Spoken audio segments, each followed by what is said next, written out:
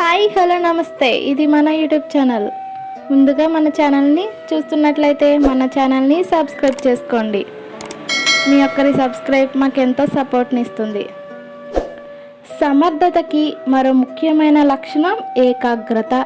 చాలామందికి ఏకాగ్రత అంటే ఒక తప్పు అభిప్రాయం ఉంది. కష్టపడి పని చేయడాన్ని ఏకాగ్రత అనుకుంటారు. కష్టపడి స్కూల్కి వెళ్ళడము, కష్టపడి చదవడము, కష్టపడి ట్యూషన్లకు వెళ్ళడము, ఇవన్నీ తమని గెలుపు వైపు తిప్పుతాయని భావిస్తారు. ఏకాగ్రత అంటే కష్టపడడం కాదు. ఏకాగ్రత అంటే తన యొక్క జ్ఞాన చక్షులన్నిటినీ చేస్తున్న పని మీద కేంద్రీకరించి అందులో ఆనందాన్ని పొందటం. ఎప్పుడైతే కష్టం అన్న పదం వచ్చి ఇందులో చేరిందో అప్పుడు ఆ వ్యక్తి ఆ పనిలో ఏకాగ్రత లేదన్నమాట.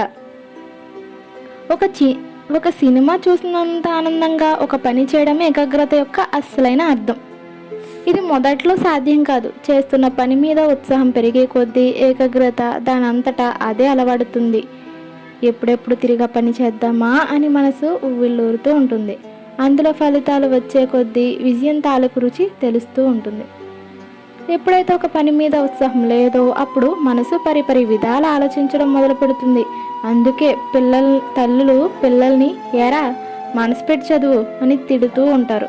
టీవీలో వస్తున్న క్రికెట్ మ్యాచ్ మీద ఉన్న ఉత్సాహం కుర్రవాడికి చదువు మీద ఏ విధంగా ఏకాగ్రత నిలుపగలడు?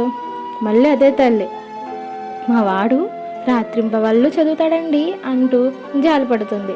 ఆ చదువంతా నిరర్ధకమని ఎప్పటికీ గుర్తించలేదు. మన చుట్టూ ఎన్నో భయాలు, బాధలు, ప్రేమ గాథలు, సినిమాలు, చిత్రహరళ్ళు ఉన్న ఈ ప్రపంచంలో చేస్తున్న పని మీద ఏకాగ్రత నిలపడం కాస్త కష్టమే. కానీ మొట్టమొదటి రోజు వ్యాయామశాలకి వెళ్ళిన వాడిని గమనించండి. ఒళ్ళు నొప్పులతో బాధపడతాడు. కానీ రోజులు గడుస్తున్న కొద్దీ దానికి అలవాటు పడతాడు. అతని కండరాలు అందంగా షేప్కొస్తాయి. తన శరీర సౌష్ఠవం చూసి తానే అబ్బురపడతాడు. క్రమక్రమంగా అందరూ అతని పొగుడుతాడు. అతని గర్ల్ ఫ్రెండ్ అతని యొక్క స్టామినా చూసి ముచ్చట పడతారు.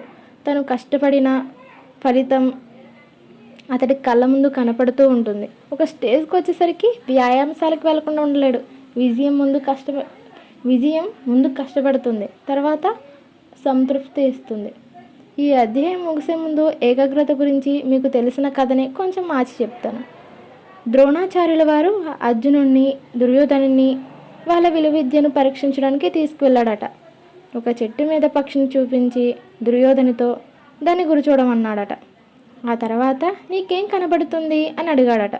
చెట్టు మీద కొమ్మ, కొమ్మ మీద పక్షి అన్నట్ట దుర్యోధనుడు. ఆ తర్వాత అదే ప్రశ్నని అర్జునుడిని అడిగాడట. అర్జునుడు ఏమీ మాట్లాడలేదు. ద్రోణాచార్యుడు ఎన్నోసార్లు రెట్టించి విఫలమయ్యి అర్జునుడిని తట్టి, ఏమిటి, నేను అడిగిన ప్రశ్నకి సమాధానం చెప్పవేం అని అడిగాడట. అర్జునుడు, మీరు ప్రశ్నలు అడుగుతున్నారా?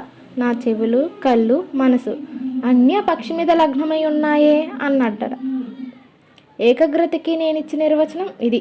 ఒకసారి ఏకాగ్రత నిలపటం అలవాటు చేసుకుంటే ఇక విజయం దానంతటా అదే వస్తుంది. ఉదాహరణకి పక్కింట్లో అర్ధరాత్రి వరకు పెళ్లి బాజాలు వినిపిస్తున్నాయనుకుందాం. చదువు సాగించడం లేదు. ఏం చేయాలి? 3 దారులు ఉన్నాయి. 1, బాజాలు పూర్తయ్యే వరకు చదువు వాయిదా వేయడం. 2, గదిని సౌండ్ ప్రూఫ్ చేయించడం. 3, బాజాలు వినపడనంతగా ఏకాగ్రత నిలిపి చదువుకోవడం. 3వది అన్నిటికన్నా లాభదాయకమైనది, తాదాత్మ్యత అన్న పదాన్ని వినే ఉంటారు. ఇష్టమైన సంగీతం వినపడుతున్నప్పుడు కనులు మూసుకుని నిశ్శబ్దంగా దాన్ని వింటాం. ఏకాగ్రత కూడా అలాంటిదే.